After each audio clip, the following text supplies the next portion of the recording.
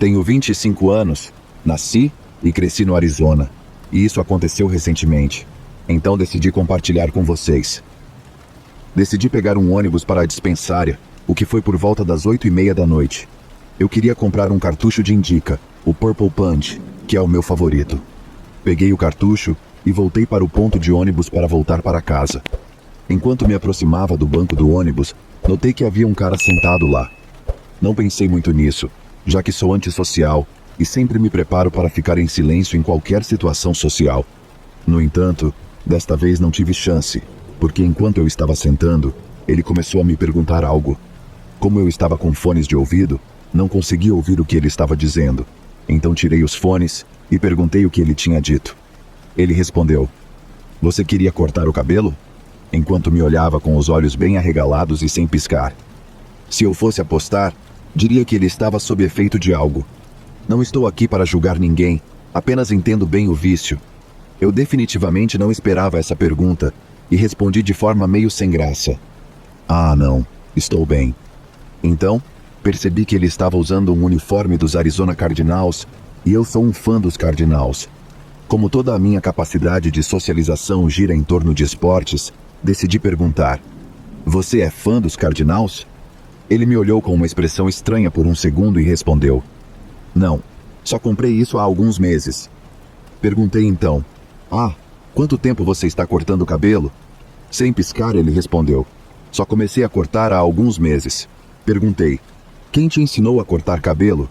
Já estava começando a me sentir mais desconfortável, e ele respondeu: "Aprendi por conta própria. Vem, deixa eu dar um retoque nas costas um pouco." Vale lembrar que ele estava insistindo em cortar meu cabelo durante toda a conversa. Eu até falei para ele: "Olha, eu não tenho dinheiro agora", indicando que mesmo que eu quisesse, não poderia pagar pelo serviço. Mas ele respondeu: "Não tem problema, eu tenho minha máquina de cortar cabelo na bolsa. Vem." Então decidi ser honesto com o cara e disse: "Olha, sinto muito, mas não me sinto confortável em cortar o cabelo com pessoas que eu não conheço, e ainda mais à noite." Esse cara nunca mudou a expressão facial durante toda a interação e finalmente disse: "É verdade", continuando a me olhar fixamente. Decidi naquele momento que era hora de ir embora. Felizmente, o ponto de ônibus estava bem em frente ao nosso Circle K local, um posto de gasolina para quem não conhece. Então entrei lá por alguns minutos apenas para passar o tempo, pois, infelizmente, o ônibus ainda não chegaria em mais 17 minutos. Não queria ficar muito tempo lá para não parecer que estava roubando ou algo assim. Esperei cerca de 6 a 7 minutos e, literalmente, ao sair, vi o cara do corte de cabelo entrando, ainda me olhando diretamente. Felizmente passei por ele e saí para outro ponto de ônibus na rua. O ônibus finalmente chegou. Vi o cara na parte de trás do ônibus, mas ele não me incomodou mais, e eu me certifiquei de manter os olhos completamente na direção oposta durante todo o trajeto. Tendo em mente que eu tendo a exagerar nas situações sociais, mesmo que sejam muito rápidas, como você teria lidado com essa situação? Teria deixado o cara cortar seu cabelo?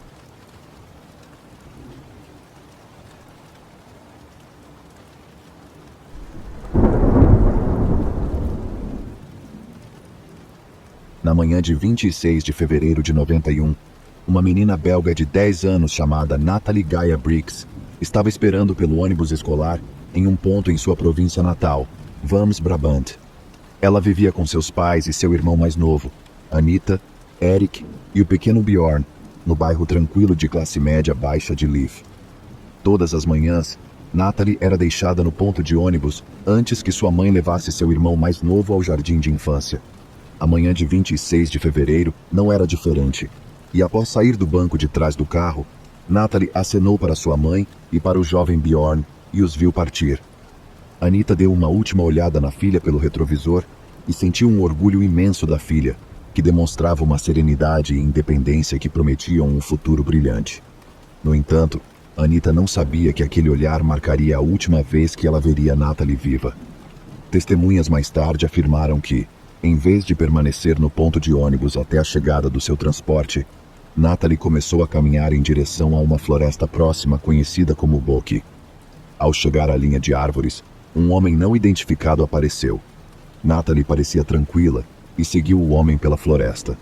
Outra testemunha Um amigo próximo da família passou pelas árvores de Boque a caminho do trabalho e viu um Toyota cinza que aparentemente estava com problemas no motor. O motorista parecia saber o que estava fazendo, então o amigo da família não ofereceu assistência, mas viu Natalie no banco de trás, sorrindo e acenando.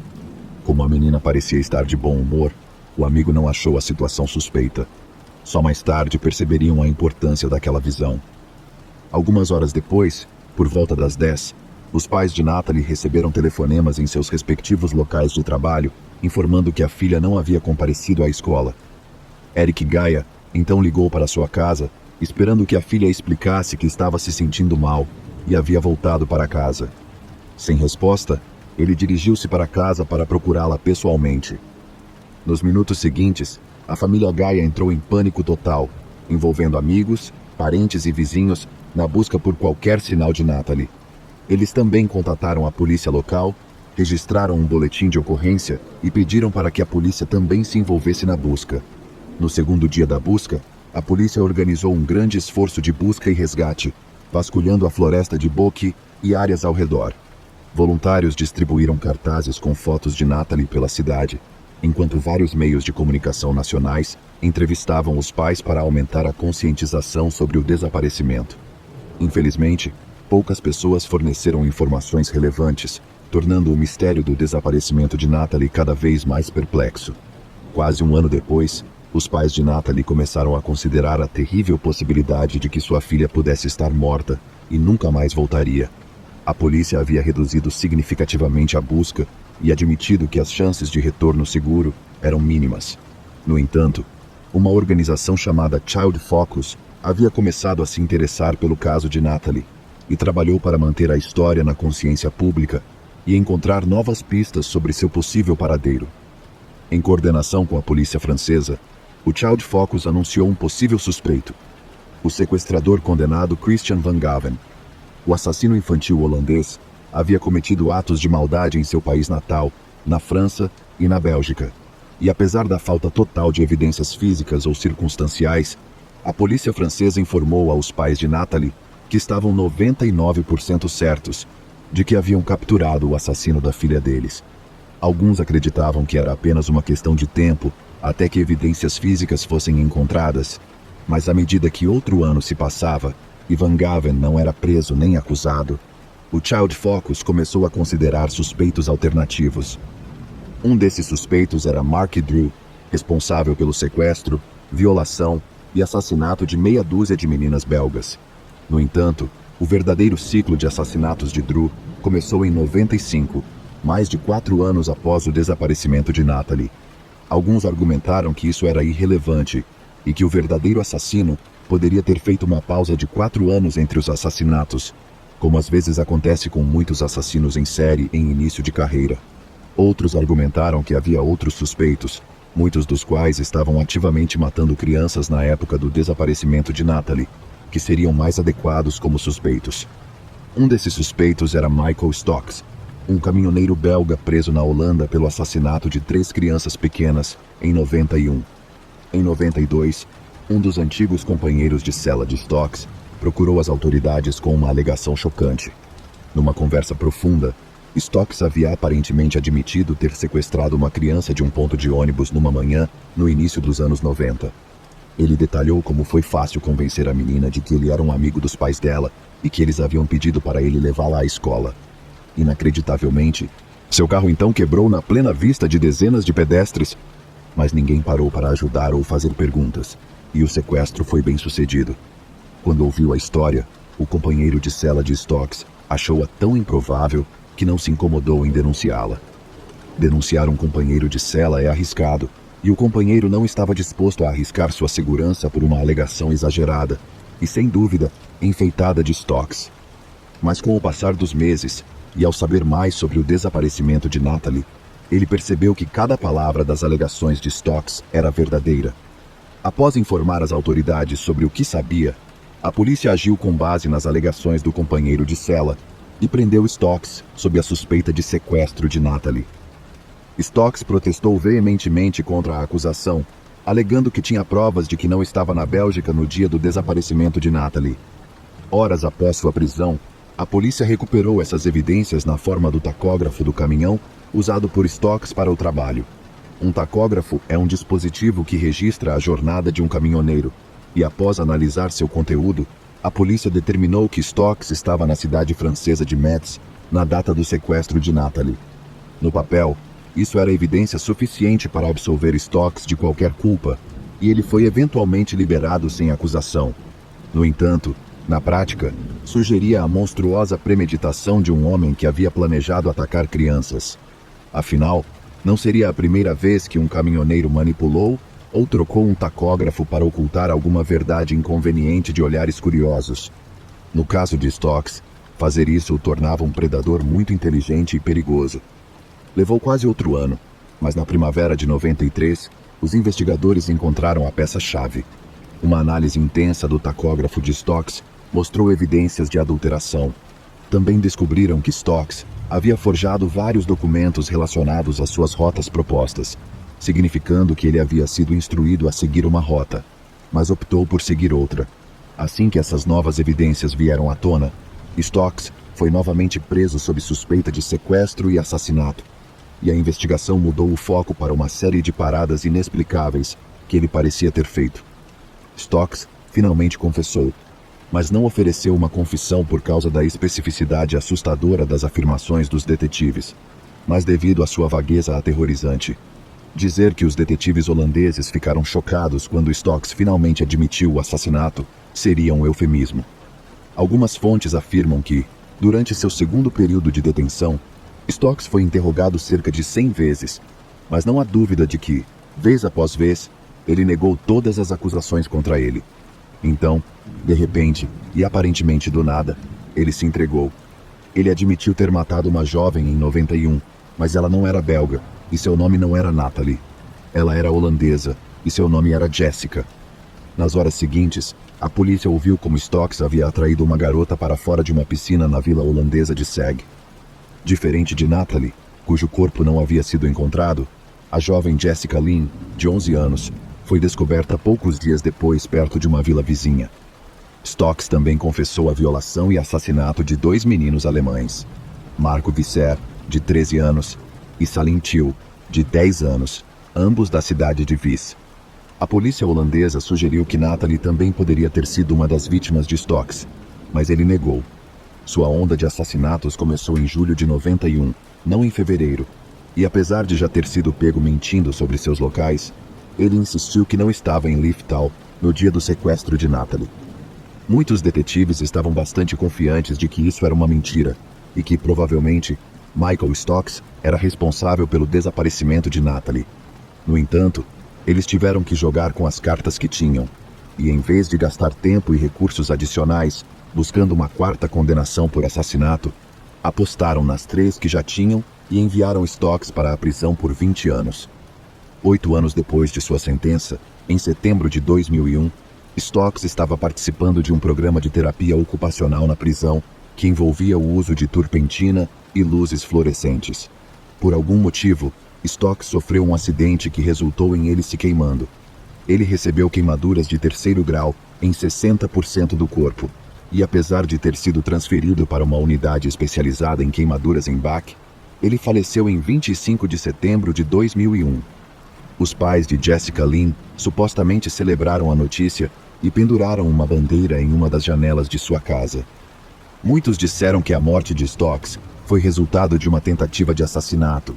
Outros disseram que foi um suicídio, mas todos concordaram que foi justiça e que Stokes teve um pequeno gosto do que o aguardava.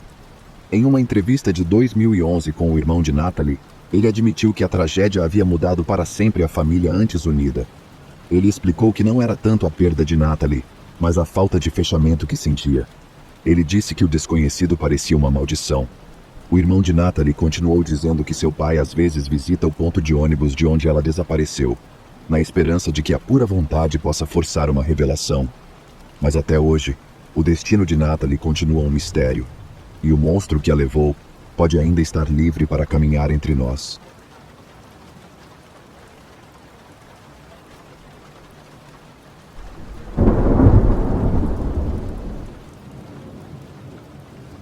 Na manhã de 10 de fevereiro de 2009, David Foron, de 14 anos, pediu à sua mãe para levá-lo à escola.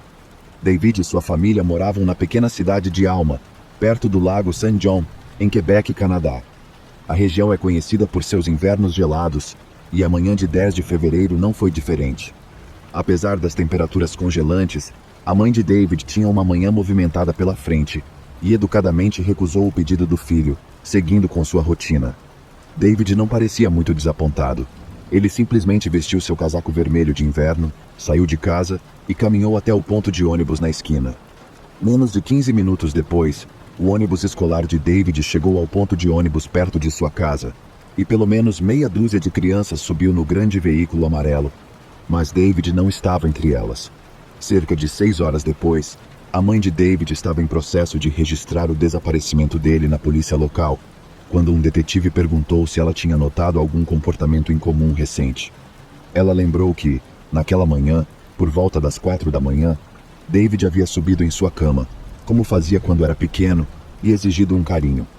Na hora do café da manhã, David mal tocou em sua comida, algo altamente incomum dado seu apetite notoriamente grande.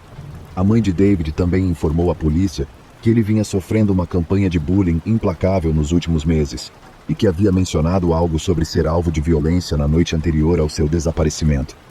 Lentamente, a mãe de David começou a perceber que o desaparecimento misterioso de seu filho não era tão misterioso quanto ela pensava inicialmente. Após um apelo público por informações sobre o paradeiro de David, a polícia local recebeu várias denúncias de avistamentos. Uma pessoa afirmou ter visto David caminhando por uma cidade chamada Mesuan, enquanto outra alegou tê-lo visto em Lobouette, indo em direção às áreas rurais ao norte de Turrar. Ambas as testemunhas descreveram um adolescente com um casaco vermelho, entre outras características que convenceram a mãe de David de que os avistamentos eram verdadeiros. No entanto, ela não tinha ideia do que David poderia estar fazendo naquela área, além de tentar fugir de casa de maneira juvenil. 5 dias depois, um caminhoneiro entrou em contato com a polícia após saber do desaparecimento de David e afirmou que o havia levado em um passeio no dia em que ele supostamente desapareceu. Ele pegou David em uma estrada rural perto de Berville, uma pequena cidade a cerca de 4 horas de carro de sua cidade natal, Alma. Isso significava que David já havia pegado carona com outro motorista, já que não seria possível percorrer quase 100 milhas a pé em poucas horas. O caminhoneiro afirmou então que deixou o menino em um pequeno santuário católico à beira da estrada. Esses santuários são bastante comuns em áreas rurais de Quebec, e muitos caminhoneiros canadenses param para acender uma vela e rezar por uma viagem segura.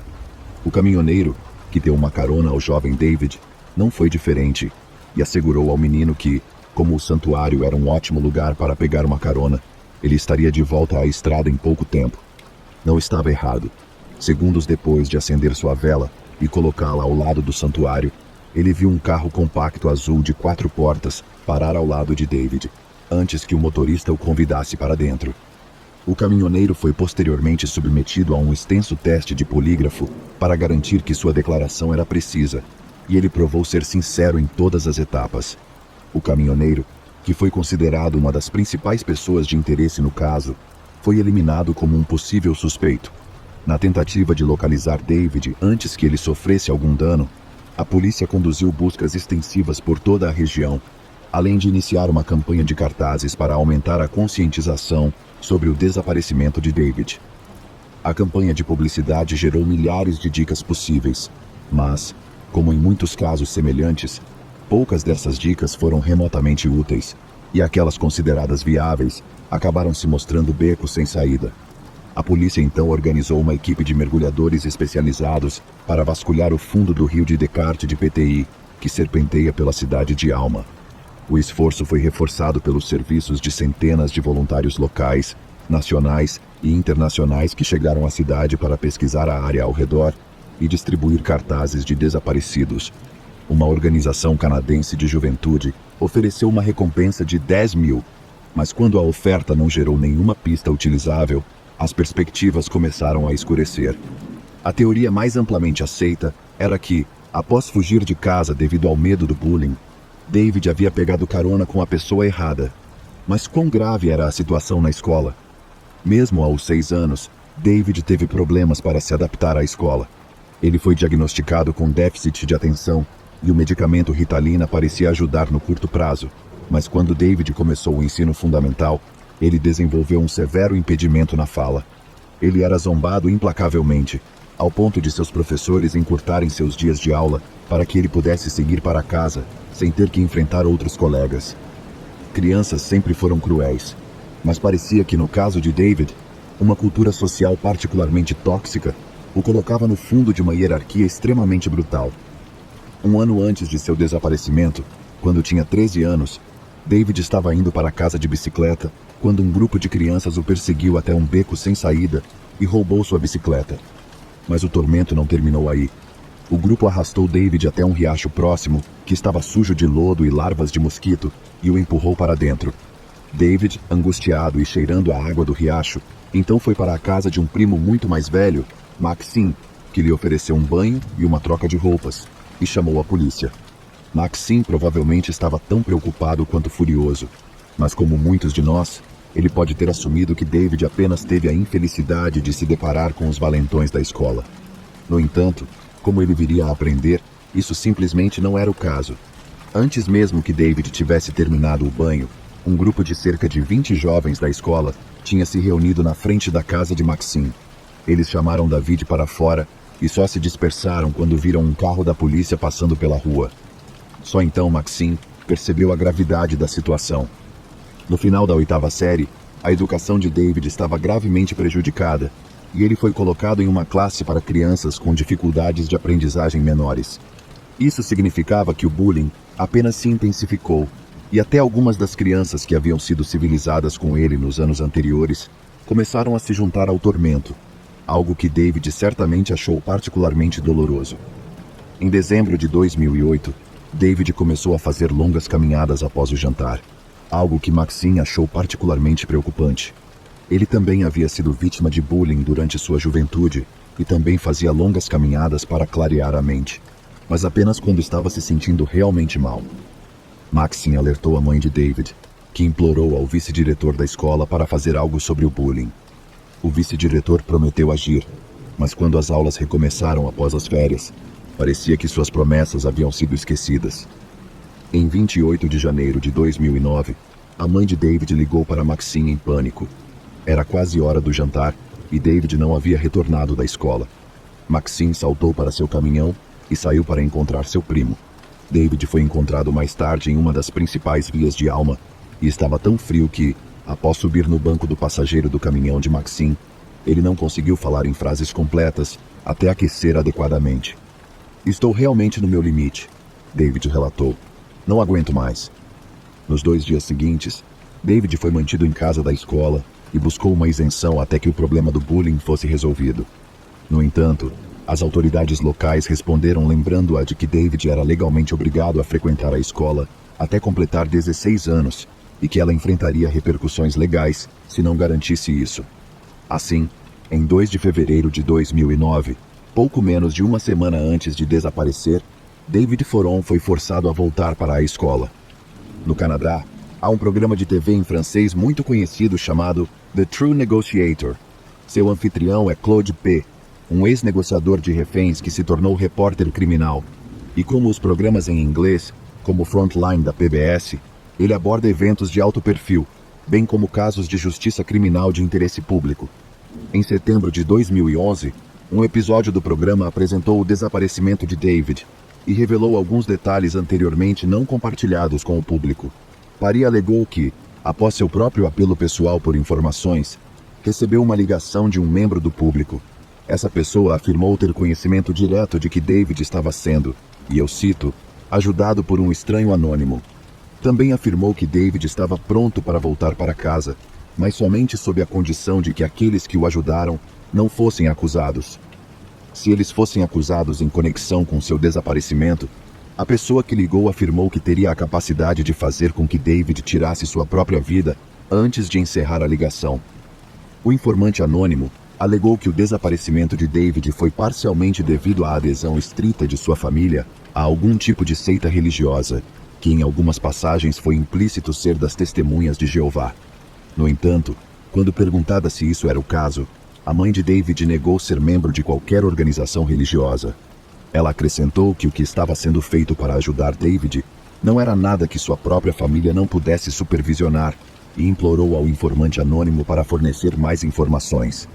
Infelizmente, o informante não entrou em contato novamente e alguns começaram a duvidar da veracidade de suas alegações. Mas quem poderia culpar uma mãe aterrorizada por fazer tudo o que pudesse para trazer seu pobre filho de volta para casa? Ela fez vários apelos ao público geral, nenhum dos quais avançou a investigação de forma significativa. Até hoje, o destino final de David continua sendo um mistério profundamente perturbador.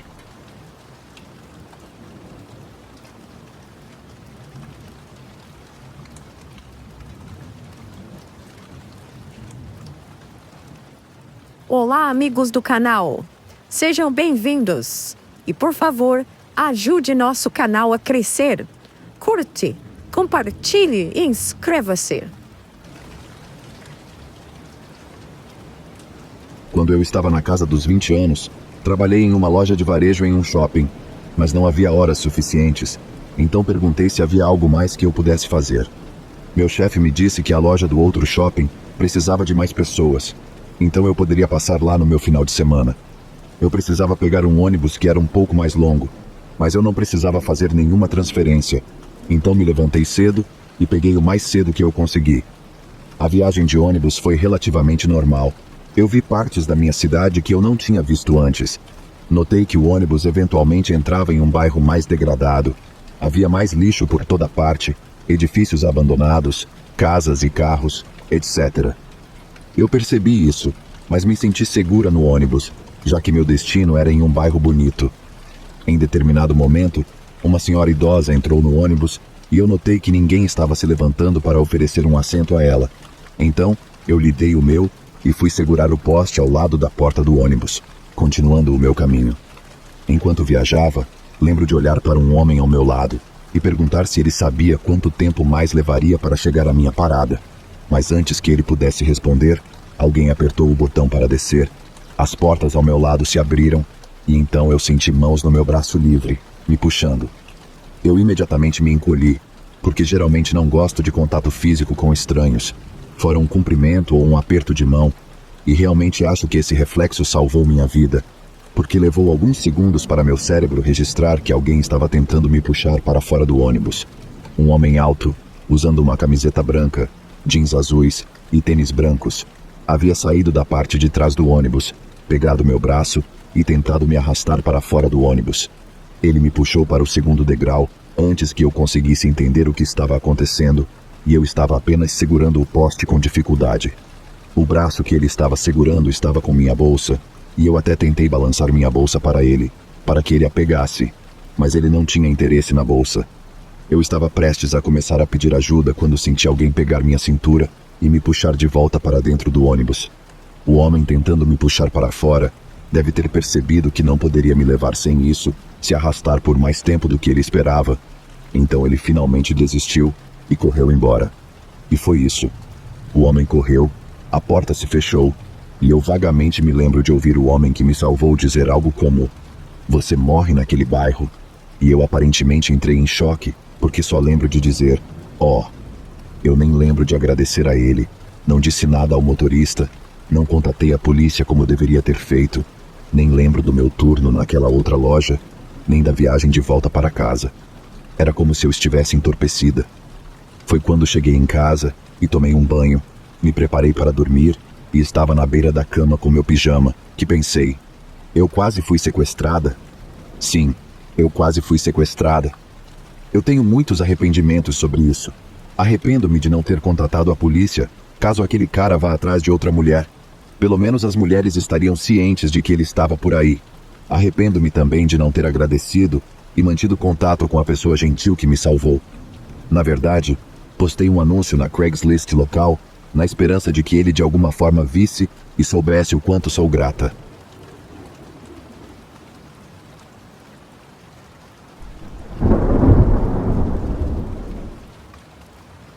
Em 2008, quando eu tinha apenas 20 anos, consegui meu primeiro emprego de verdade como ajudante de bar em um pub em uma área de Nottingham chamada Trent Bridge.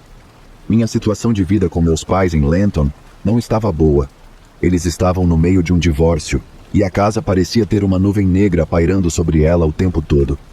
Assim que tive a primeira chance, me mudei para um pequeno apartamento na Bunbury Street, que era muito mais perto do pub onde eu trabalhava. Foi um momento realmente ruim da minha vida, mas mudar para aquele apartamento foi um grande destaque e um enorme alívio quando eu mais precisava.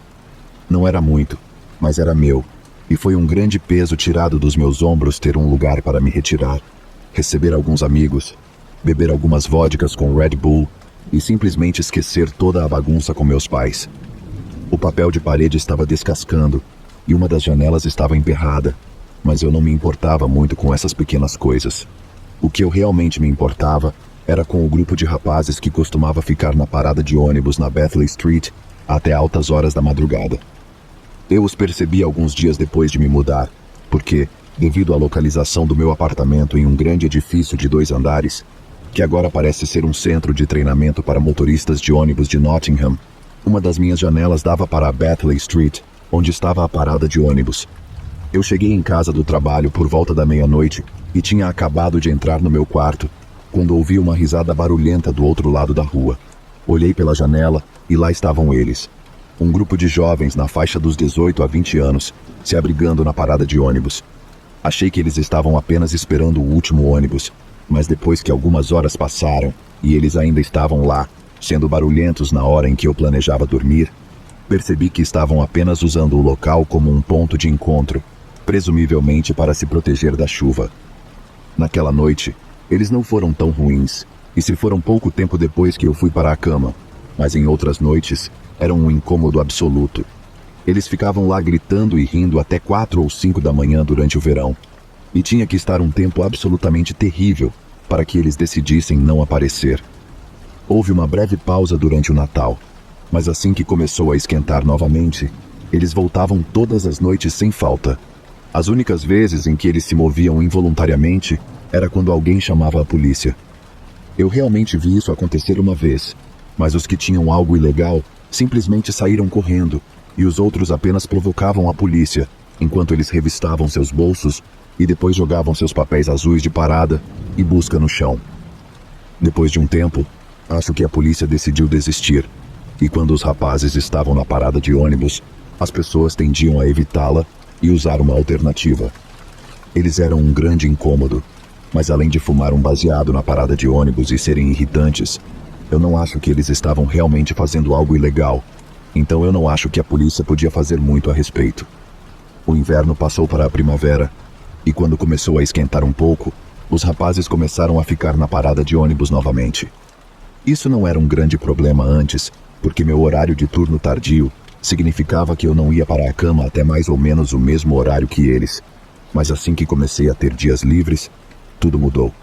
O barulho constante que eles faziam começou a atrapalhar muito o meu sono, e eu precisei usar tampões de ouvido e música ambiente para conseguir dormir bem.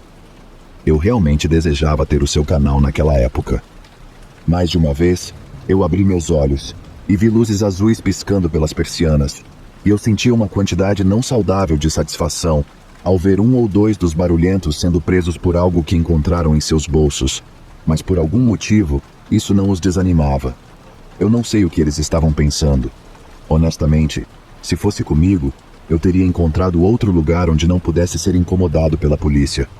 Eu me lembro de pensar que deve haver alguma razão para eles insistirem em estar lá, como se talvez alguém os tivesse instruído a ficar lá para saber se a polícia estava passando pela Bathley Street. E considerando o que aconteceu a seguir, acho que isso pode ter sido o caso. De vez em quando, não era um carro de polícia marcado que aparecia para os rapazes na parada de ônibus. Era um carro não marcado. Um carro comum, como um Vauxhall Corsa, parava ao lado deles. Um policial saía e eles tentavam se espalhar e fazer suas habituais provocações. Uma noite, eu estava jogando GTA, que tinha acabado de ser lançado naquela semana, quando eu avistei os rapazes na parada de ônibus, enquanto voltava de uma pausa para o banheiro. Eu parei por um segundo, dando a eles um olhar desaprovador, porque sabia que eles iam me manter acordado mais tarde naquela noite. Então, enquanto os observava, um carro não marcado diminuiu a velocidade quando se aproximou deles e parou a cerca de 10 ou 20 pés de distância.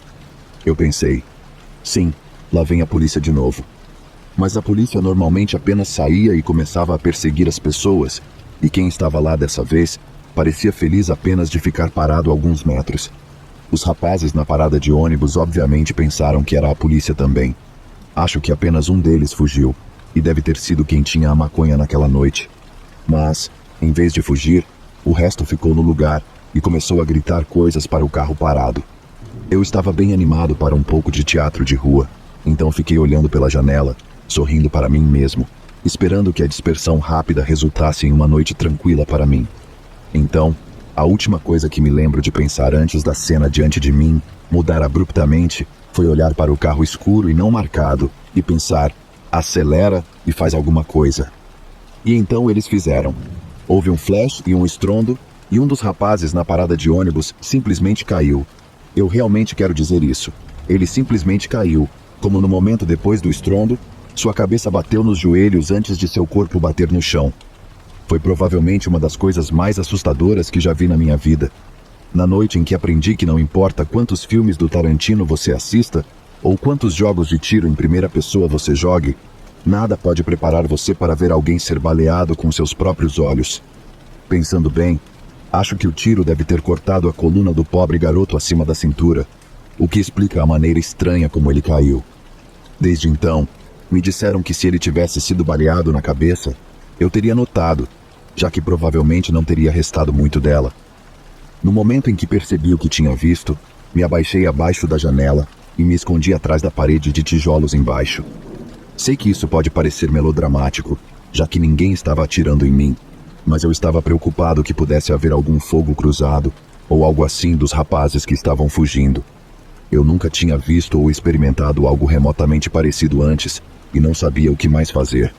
Mas, em vez de ouvir mais tiros, tudo o que ouvi foi o som do hatchback escuro queimando borracha enquanto se afastava na noite. O som do tiro foi tão alto quanto um foguete, e considerando que era o final de abril sem motivo para disparar fogos de artifício, estou quase certo de que outras pessoas na vizinhança ouviram o estrondo e estavam tão preocupadas quanto eu.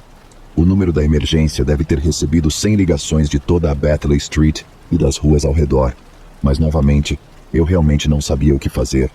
A única coisa que eu realmente sabia era que o pobre garoto precisava de ajuda.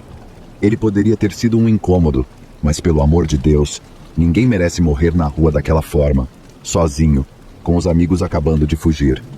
Eu obviamente conversei muito com a polícia depois daquela noite, tanto por telefone quanto pessoalmente, e uma terceira vez quando revisaram minha declaração e fizeram mais perguntas. A polícia fez um apelo por mais informações, mas pelo que sei, ninguém foi preso ou condenado por isso. O consenso geral foi de que foi algo relacionado a gangues, mas eu não acho que a polícia mencionou isso, porque se o fizessem, quem viria a público? Isso certamente me deixou em dúvida sobre ir ao tribunal. Se eu soubesse que a intimidação de testemunhas seria um fator, mas nunca chegou a isso.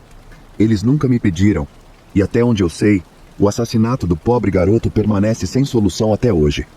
Eu me mudei de Trent Bridge cerca de um ano depois, basicamente assim que consegui o dinheiro e um apartamento bom apareceu no mercado de aluguel. Ninguém ficou na parada de ônibus durante o resto desse tempo, nem mesmo para pegar o ônibus. Às vezes eu via a parada à noite, parecendo toda solitária, sem ninguém por perto, e cada vez que eu via, a imagem do corpo do garoto, do jeito que ele caiu, se repetia na minha cabeça. Estou muito feliz por ter me mudado de um lugar com uma memória tão horrível associada a ele.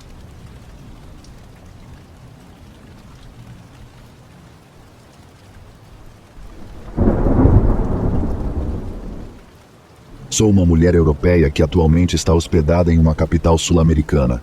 Sendo estrangeira, eu imagino que eu me destaque um pouco, mas não me senti ameaçada ou em perigo durante o mês que passei aqui, até ontem. Eu estava esperando o ônibus sozinha por volta das 3 da tarde de um domingo, sem ninguém ao redor, quando um cara apareceu à distância. Não sei ao certo porquê, mas ele parecia suspeito, provavelmente porque parecia estar andando direto em direção a mim, mesmo com a calçada bastante larga. Eu fingi que não ouvia e esperei que ele passasse, mas ele veio até mim e pediu dinheiro, talvez algo mais, mas eu não entendi o que ele estava dizendo. Respondi firmemente que não tinha nada para lhe dar e dei um passo para trás, mantendo a mão levantada e tentando mostrar que eu não estava perturbada. Ele continuou se aproximando de mim, fazendo-me sentir muito desconfortável, e começou a apontar o dedo para o meu rosto, dizendo: "Eu vou te matar, eu vou te matar", repetidamente. Foi então que comecei a pensar que poderia estar em perigo, mesmo que o cara não tivesse nenhuma arma visível. Eu não tinha ideia do que ele era capaz, especialmente porque ele estava extremamente próximo a mim e ainda ameaçando me matar. Tentando manter a calma e não mostrar que estava em pânico, procurei ao redor alguém que pudesse me ajudar, mas a rua estava completamente deserta.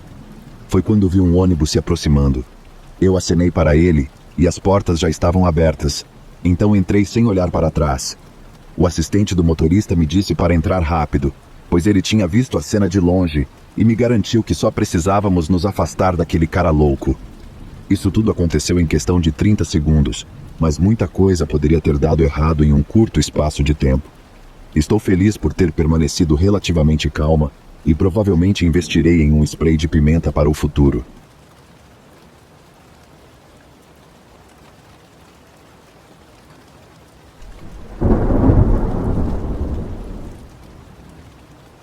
Era por volta de 2015 e eu estava morando em Seattle. Trabalhei em um escritório que permitia que eu levasse meu cachorro ao trabalho. Um pastor alemão de 50 quilos. Ele é um amor, mas pode parecer um pouco intimidador para estranhos. Depois do trabalho, um dia eu peguei o ônibus para casa, que era uma viagem de 45 minutos. Notei alguém me observando e não pensei muito sobre isso. Embora seja desconfortável ser observado, já tinha passado por conversas estranhas no ônibus e não era incomum encontrar comportamentos esquisitos. Honestamente, não me lembro muito sobre a aparência dele, mas lembro de achar que ele parecia relativamente normal e não parecia estar alto ou bêbado. Meu ponto de ônibus era em uma rua movimentada, em uma parte um pouco mais perigosa da cidade, mas não era frequentemente trafegada. Quando chegamos ao ponto de ônibus, eu e meu cachorro saímos e começamos a caminhar para casa, que ficava apenas a alguns quarteirões de distância. Ao sair do ônibus, notei que o homem que tinha me observado também havia saído, e algo estava estranho. Ele parecia determinado a me seguir, mantendo uma distância muito próxima.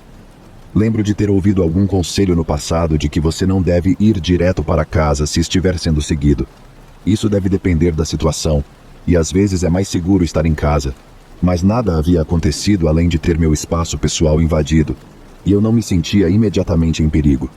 Então, decidi não levar o estranho direto para a minha porta. Eu sabia que meu parceiro na época não estava em casa, então pensei que o melhor plano seria dar voltas no bairro por vários quarteirões para tentar despistá-lo. Acho que uma parte de mim também queria ter certeza de que eu realmente estava sendo seguida, e não que essa pessoa apenas estava indo na mesma direção. Após vários quarteirões, ficou claro que ele estava me seguindo. Eu estava mudando de direção de forma errática, e ele estava seguindo o mesmo caminho.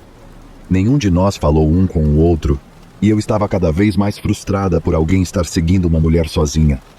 As ruas estavam quietas, e eu não via ninguém ao redor a quem pudesse pedir ajuda. Não acho que eu teria ficado tão surpresa se estivesse sozinha e sem meu cachorro. Não consigo imaginar alguém em sã consciência seguindo alguém com um enorme pastor alemão. Comecei a andar mais rápido quando virei uma esquina e rapidamente me escondi em um beco ao lado de um duplex, a uma quadra de casa. Eu esperava que o caminho contornasse completamente a casa para que eu pudesse sair da linha de visão dessa pessoa, mas encontrei uma cerca na minha frente e não tive tempo de voltar. Acabei encurralada em um canto entre a casa, a cerca e uma sebe. Me agachei com meu cachorro e esperei o homem passar. Eu o vi passear pelo beco, aparentemente não notando nós, nem virando a cabeça ou olhando na nossa direção. Decidi que ficaríamos ali por alguns minutos para garantir que ele tivesse ido embora. Claro que meu cachorro estava calmo como sempre, deitado de lado e tirando uma soneca, o que foi muito útil. Cerca de 3 minutos se passaram, e justo quando eu estava pensando que era seguro voltar para casa, o homem apareceu novamente na minha linha de visão. Ele não fez contato visual comigo, assim como na primeira vez que passou, e estava se movendo calmamente e de forma deliberada. Lentamente parou bem na minha frente, a cerca de 2 metros de distância, voltado para mim, mas não olhando diretamente. Eu o observei enquanto ele começava a tirar objetos metálicos dos bolsos e os colocava em uma linha. Até hoje não sei o que eram, mas estou feliz por não ter descoberto. Nesse ponto, liguei para a emergência e relatei o que estava acontecendo, que alguém estava me seguindo e exibindo comportamento errático. A polícia chegou rapidamente e assim que chegaram, o operador me aconselhou a sair de lá. Saí correndo do meu esconderijo e peguei um caminho indireto para casa, já que minha casa estava tecnicamente à vista de onde eu estava escondida. Não sei o que aconteceu com ele, mas felizmente nunca mais o vi. Não sei se ele estava sob efeito de drogas, mentalmente instável ou ambos, e não sei se ele tinha intenções maliciosas, mas espero que tenha recebido a ajuda de que precisava.